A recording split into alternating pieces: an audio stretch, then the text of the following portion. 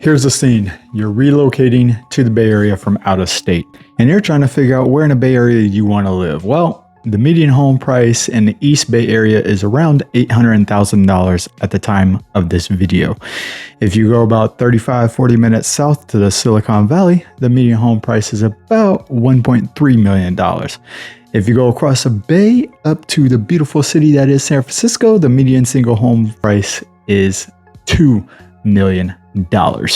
So keep that in mind for this video, because as a Bay Area realtor, local and native, somebody that's lived in all three areas and has been in the Bay Area for 40 years now, I'm going to give you the perspective in which area might be best for you. We're going to talk about commute times, jobs, obviously the costs, where your money is going to go, what might be the best living situation for you. So stick around till the end.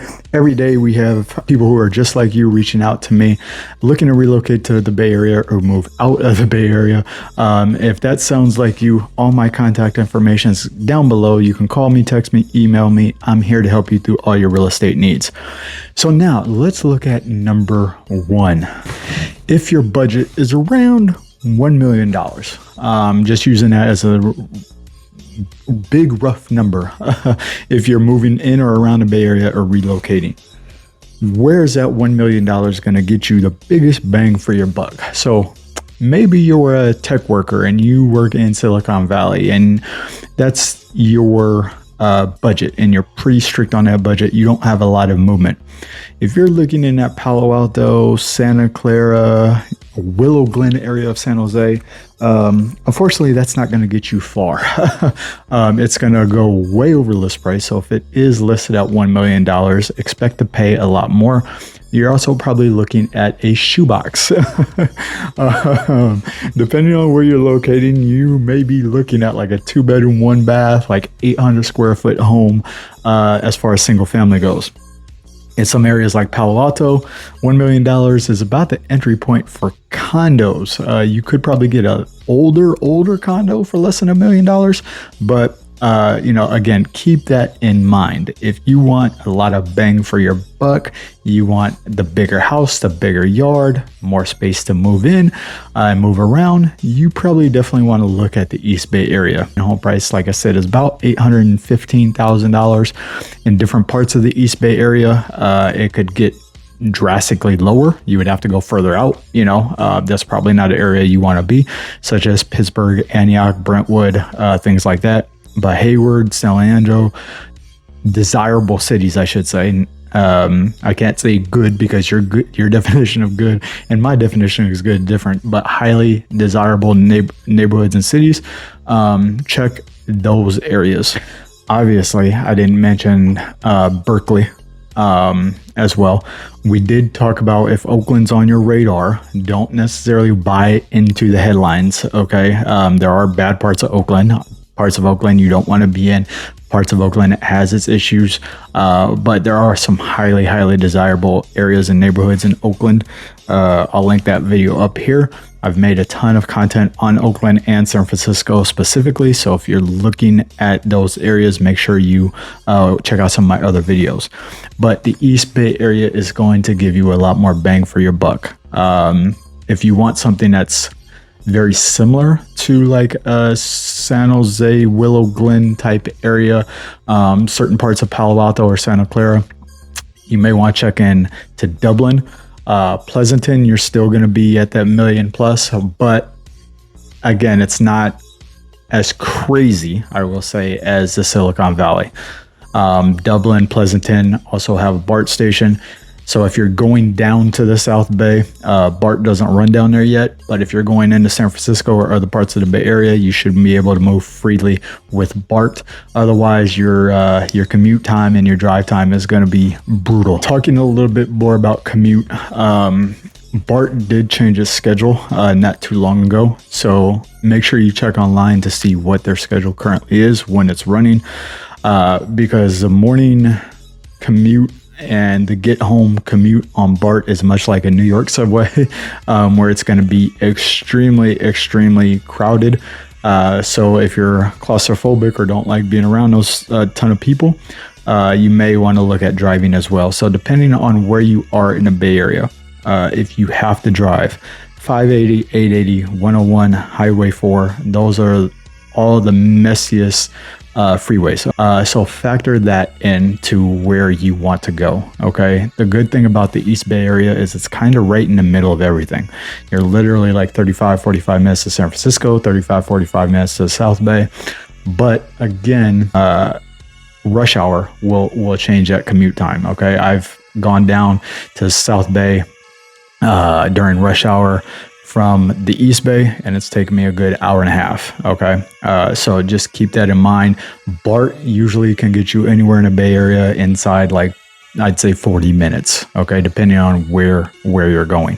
Okay. Now jobs. If you're relocating here on a whim and you are concerned about the job market here, yes, Silicon Valley has had its problems. They have laid off a ton of people in the tech space.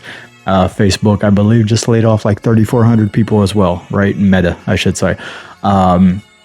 So some of the tech industry, depending on what space you're in, does have its problems, has had its problems over the last, I'd say probably 2 or 3 years. Okay. Now the sector that is booming, that's techie, is AI. So OpenAI and Anthropic are both based in San Francisco. There's something like 2,000 AI companies now in San Francisco. So the AI market is booming.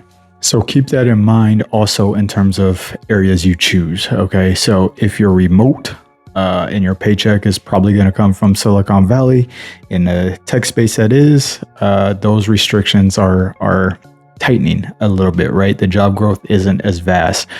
If you're looking to go into San Francisco and you're in AI or somewhere in that space, that's booming. That will also factor into your commute time and your price, whether you are remote or on-site. Where you are going to enjoy living, that I cannot answer for you, at least not yet until we talk. Contact information below.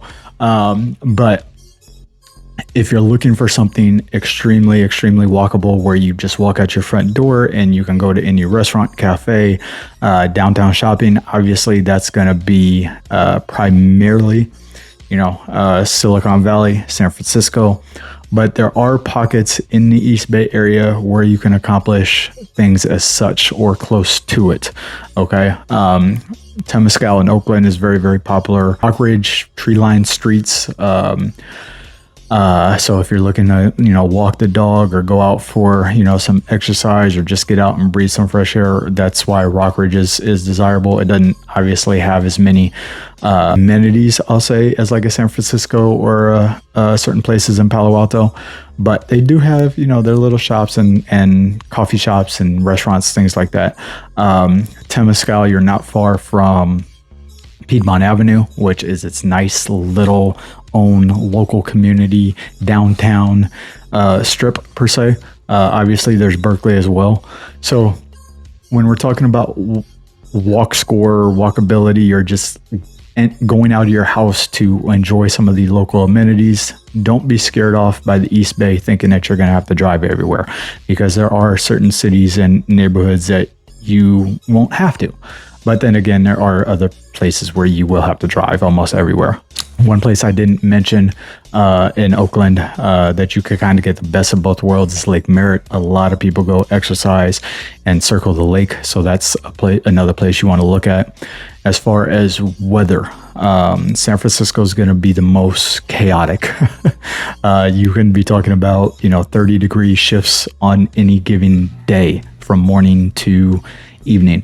South Bay is going to be a lot warmer, and the East Bay is going to be more balanced. My recommendation for you, if you are remote and you want bang for your buck, go to the East Bay. If you need to be closer to the central hub and you want opportunity and growth and money's not a factor, go to San Francisco.